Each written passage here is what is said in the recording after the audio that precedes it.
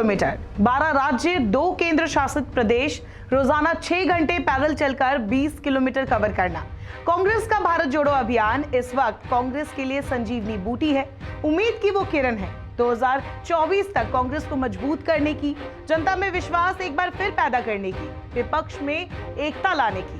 कांग्रेस सांसद और पूर्व अध्यक्ष राहुल गांधी इसके लिए 7 सितंबर को तमिलनाडु पहुंच रहे हैं, जहां से इस यात्रा का आगाज हो रहा है।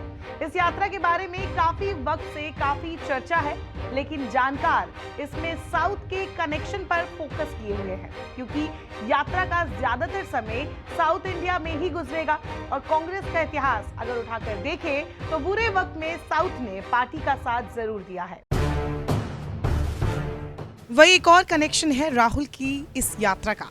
39 साल पहले जनता दल के अध्यक्ष चंद्रशेखर ने भी ऐसी यात्रा निकाली थी। 6 जनवरी 1983 से 25 जून 1983 तक, कन्याकुमारी से राजघाट तक। उस वक्त चंद्रशेखर ने भी यही कहा था कि वो बेशक ये राजनीतिक यात्रा है, लेकिन इसका मकसद एक पार्टी या एक लीडरशिप के लिए नहीं है। इसके जरिए चंद्रशेखर ने भारत की ग्रामीण इलाकों में जाकर जनता और हर पार्टी के नेताओं से संबंध बनाने की कोशिश की थी। तब भी कई नेताओं ने उनका मजाक उड़ाया था। तो क्या राहुल गांधी करीब 4 दशक बाद चंद्रशेखर के दिखाए रास्ते पर चल रहे हैं और इसमें सफलता के कितने चांसेस हैं?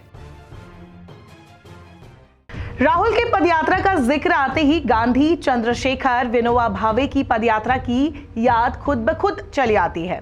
चंद्रशेखर ने जिस तरह से पार्टी की अंदरूनी राजनीति से परेशान होकर अपनी पदयात्रा का प्लान बनाया था, जिस तरह से गांधी ने शिथिल पड़ी कांग्रेस में स्फूर्ति लाने की कोशिश में दांडी मार्च की शुरुआत की थी, कांग्रेस भी आज उसी दोराहे पर खड़ी है।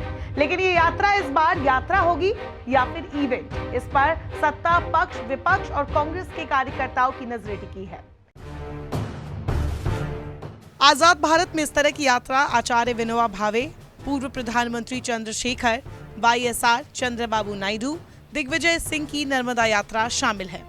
भारत जोड़ो यात्रा से पहले भी राहुल गांधी कई यात्राएं कर चुके हैं, पर उनकी ये यात्राएं एक राज्य तक सीमित थी। अकेले उत्तर प्रदेश में उन्होंने भट्टा, पारसौल और किसान यात्रा की, पर दूसरे राजनीतिक नेताओं की तरह उनकी यात्राएं चुनावी जीत नहीं दिला पाई। गुजरात में राहुल गांधी की सद्भावना यात्रा भी पार्टी को सत्ता तक पहुंचाने में विफल रही। हालांकि साल 2017 के चुनाव में पार्टी की सीट और वोट प्रतिशत बढ़ा। वही पार्टी बीजेपी को 99 सीट पर रोकने में सफल रही। ऐसे में इस यात्रा के आफ्टर रिजल्ट से काफी उम्मीदें हैं, जिसका एक कारण साउथ फैक्टर भी है। पूरी यात्रा के दौरान 22 महत्वपूर्ण स्थानों में से 9 दक्षिण भारत में है। दक्षिण भारत खासकर तमिलनाडु, केरल, कर्नाटक, आंध्र प्रदेश और तेलंगाना में लोकसभा की 129 सीटें हैं। पिछले लोकसभा चुनाव में इन प्रदेशों में कांग्रेस को 28 सीटें मिली थी, जबकि भाजपा 29 सीटें जीतने में सफल रही। भाजपा को 25 सीट अकेले कर्नाटक से मिली थी। एक्सपर्ट्स मानते हैं कि यात्रा के जरिए दक्षिण भारत में पार्टी को मजबूती मिलेगी। यहाँ अगर पार्टी अच्छा काम करती है तो सत्ता तक पहुंचने का एक ऑप्शन खुल जाएगा। इतिहास के पन्नों को पलटे तो देखेंगे सत्ता के हाशिए से उठकर शिखर तक पहुंचने के लिए साउथ ने हमेशा कांग्रेस का साथ दिया है। आपातकाल के बाद चुनाव में जब पूर्व प्रधानमंत्री इंदिरा गांधी और संजय गांधी दोनों अपनी सीट हार गए थे और कांग्रेस सिमटकर 153 पर आ गई थी, उस वक्त भी पार्टी को 92 सीट दक्षिण भारत से मिली थी। 1978 के लोकसभा उपचुनाव में इंदिरा गांधी ने कर्नाटक से चिकमंगलूर से जीत हासिल की थी। 1980 के आम चुनाव में वो तत्कालीन आंध्र प्रदेश के मेडक से चुनाव जीतकर संसद पहुंची थी।